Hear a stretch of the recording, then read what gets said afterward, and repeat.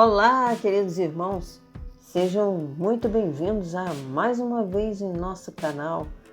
Hoje a gente vai falar sobre uma passagem bíblica chocante que nos mostra o auge do pecado e desespero em Israel durante um período sombrio.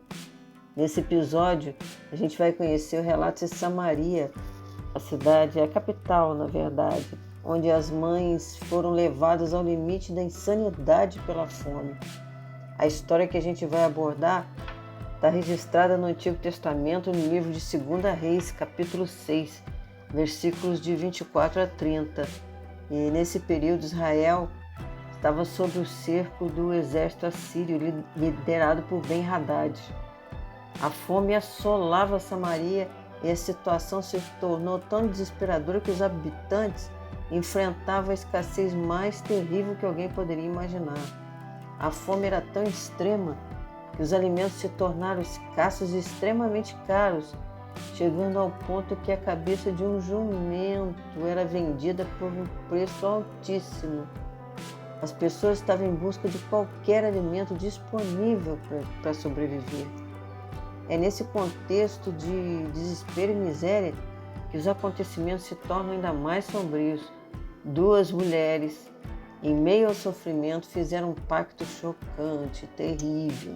Elas decidiram que uma delas deveria cozinhar e comer seu próprio filho e no dia seguinte faria o mesmo com o filho da outra mulher. Vejam vocês.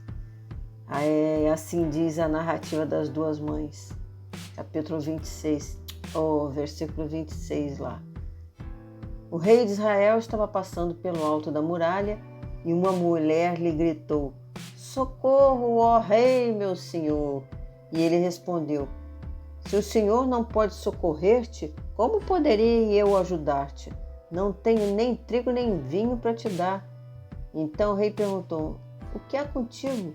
E ela respondeu: "Essa mulher me disse: dá teu filho para comermos hoje e amanhã comeremos o meu filho." Assim cozinhamos o meu filho e o comemos. No dia seguinte, porém, eu disse a ela: agora dá o teu filho para comermos. Mas ela escondeu o filho. Quando o rei ouviu o que a mulher disse, rasgou as vestes enquanto passava pelo alto da muralha. O povo viu que ele trazia a roupa debaixo de saco junto à pele. De tristeza, né? Essa passagem nos leva a refletir sobre as profundezas que o pecado pode nos levar quando a gente permite que as circunstâncias dominem os corações da gente. A fome e o medo obscureceram a compaixão e a moralidade dessas mulheres, as levando a cometer um ato impensável. No Salmo 46, versículo 1 a 3 nos diz: Deus é o nosso refúgio e fortaleza, socorro bem presente nas tribulações. Portanto, não temeremos, ainda que a terra se transtorne e os montes se abalem no seio dos mares, ainda que as águas tumultuem e espumejem na sua fúria e os montes se estremeçam. E no Salmo capítulo 34, versículo 18, encontramos mais uma promessa: perto está o Senhor dos que têm o coração quebrantado e salvos de espírito oprimido. É claro, né, irmãos, que o ato de canibalismo, em qualquer circunstância, é profundamente imoral e vai contra os princípios éticos e morais ensinados nas Escrituras. A Bíblia enfatiza a importância da vida, da compaixão, do amor ao próximo e do respeito pela santidade da vida humana. Deus nos criou, só Ele pode tirar a nossa vida. E que são os princípios fundamentais encontrados em várias passagens, né? A gente também tem na profecia de Jeremias, lá em Jeremias 19, versículo 9, onde mostra claramente o julgamento que cairia também sobre o povo de Judá, já em outra época isso, né? Devido à sua apostasia e idolatria.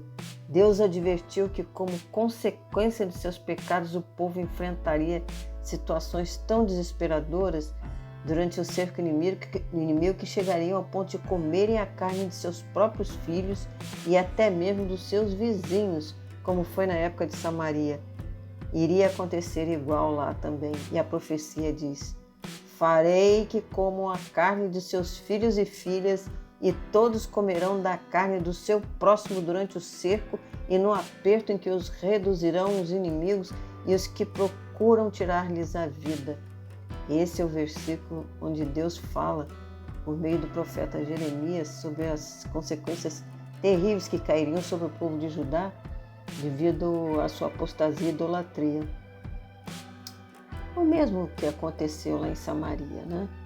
Jeremias também desempenhou um papel crucial em alertar o povo de Judá sobre as consequências de suas ações pecaminosas. Jeremias exerceu seu ministério durante um período terrível da história, muito turbulento, entre os anos 627 e 586 a.C.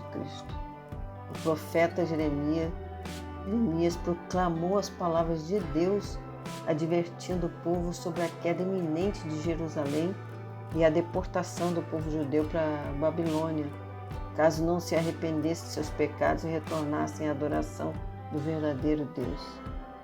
Antes de encerrar, é importante lembrar que, apesar de situações extremas, a Bíblia nos mostra que Deus é sempre o refúgio e a esperança em tempos difíceis.